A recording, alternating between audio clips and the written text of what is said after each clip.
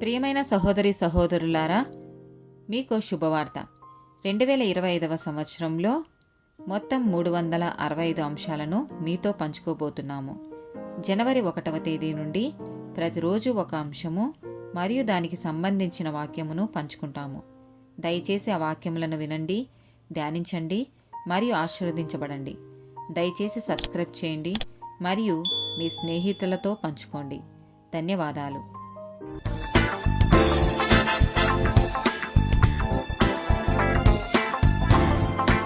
66th day topic మనసాక్షి. అపోస్తల కార్యములు 24వ అధ్యాయము 16వ వచనం. ఈ విధమున నేనును దేవుని ఎడలను మనుషుల ఎడలను ఎల్లప్పుడూ నా మనసాక్షి నిర్దోషమైనదిగా ఉండునట్లు అభ్యాసం చేసుకొనుచున్నాను. రోమీలకు రాసిన పత్రిక 2వ అధ్యాయము 14 నుండి 16 వచనాలు. ధర్మశాస్త్రము లేని అన్యజనులు స్వాభావికముగా ధర్మశాస్త్ర సంబంధమైన క్రియలను చేసిన ఎడల వారు ధర్మశాస్త్రం లేని వారైనను తమకు తామే ధర్మశాస్త్రమైనట్టున్నారు.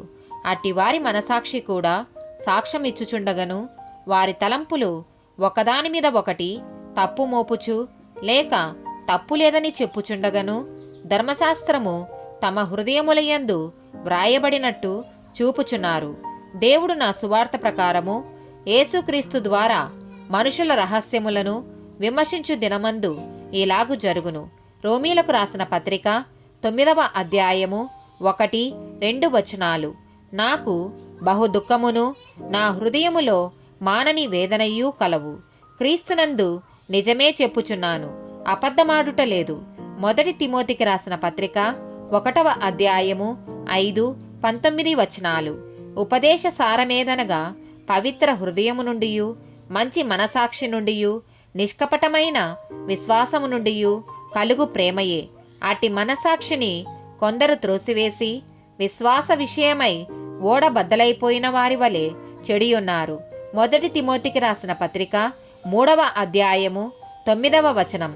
విశ్వాస మర్మమును పవిత్రమైన మనసాక్షితో గైకొని వారివై ఉండవలెను. హెబ్రీలకు రాసిన పత్రిక 9వ అధ్యాయము 14వ వచనం.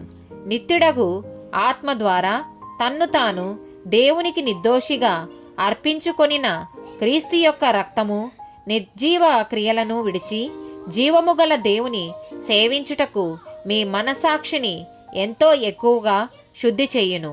ఆమేన్.